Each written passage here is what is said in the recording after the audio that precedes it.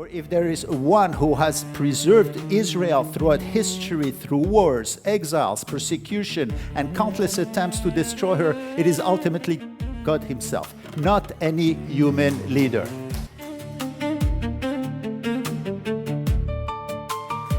Now, this past week, the world witnessed the announcement of a new agreement between the United States and Iran in the form of a MOU, Memorandum of Understanding. This is what it stands for. At this stage, however, it is difficult to speak of genuine peace, for the deep distrust and long-standing hostility between the two nations remained evident. Nevertheless, President Donald Trump declared, and I quote, "This great deal will bring peace and security to the whole region."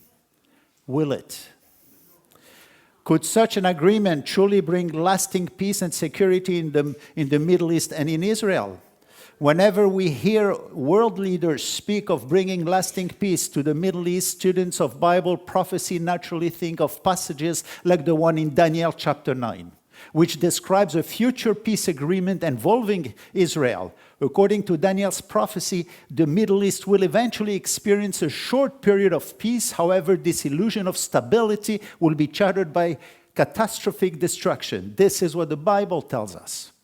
Current events reminds us that repeated efforts to establish peace in the Middle East may ultimately prepare the way towards Daniel's peace treaty and for the emergence of a future world leader who will promise the solutions humanity is desperately seeking today.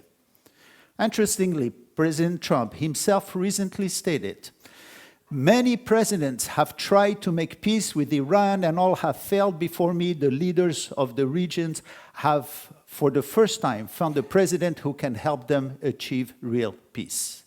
There's no doubt that many leaders throughout history have pursued peace in the region, often with sincere intentions.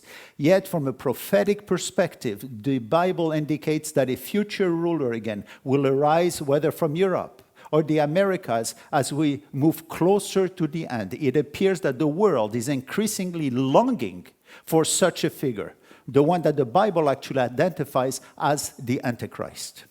Furthermore, judging from the mood and feelings within the Israeli society, it appears that as time goes on, the nation is increasingly being prepared to receive actually a world leader.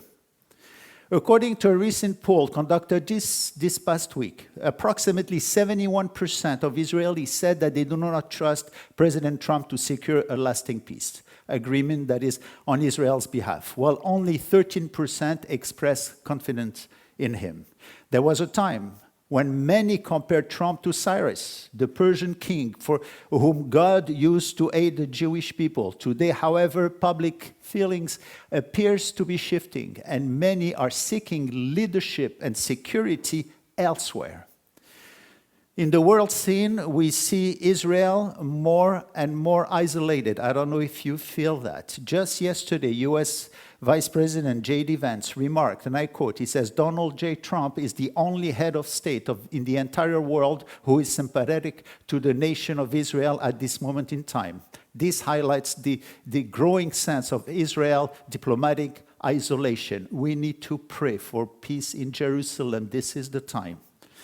Also this past week, speaking of Trump, he once again repeated the statement that he made before. This is what he said. "Without the United States, there would be no Israel.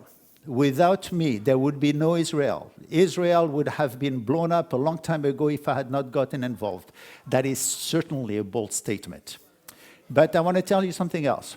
Another American offered a very different perspective, U.S. Ambassador to Israel, Mike Huckabee, who served for many years as a pastor and Bible teacher before entering politics. He's responded with these words: "Without Israel, without the Jewish foundation, there would be no America. We owe our very existence to what happened in this land." Amen? That too is a bold statement. Especially, by the way, coming from someone serving under the president, but from a biblical perspective, it carries profound significance. For if there is one who has preserved Israel throughout history through wars, exiles, persecution, and countless attempts to destroy her, it is ultimately God himself, not any human leader. This truth had been proclaimed by the Jewish people for thousands of years. In the words, for instance, of Psalm 121, "For behold, he who keeps Israel shall neither slumber nor sleep."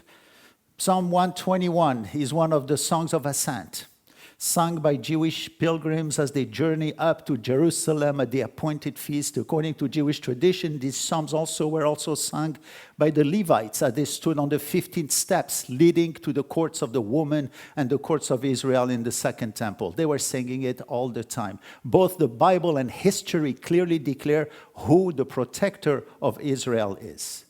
Mike Huckabee, who appears to recognize actually another important biblical principle in the Abrahamic covenant, that those who bless Abraham's descendants will themselves be blessed. He has often spoken of the deep spiritual debt the nation owed to Israel and to the Jewish foundation of faith.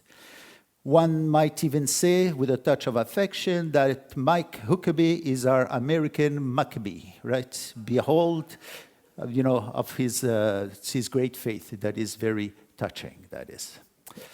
So with that great truth in mind, that it is the Lord himself who watches over Israel and neither slumbers nor sleeps, let us now turn to the book of Amos, where nearly 2,800 years ago, God reminded his people that while nations rise and fall, leaders come and go, he alone remains Israel's faithful protector, judge, and redeemer.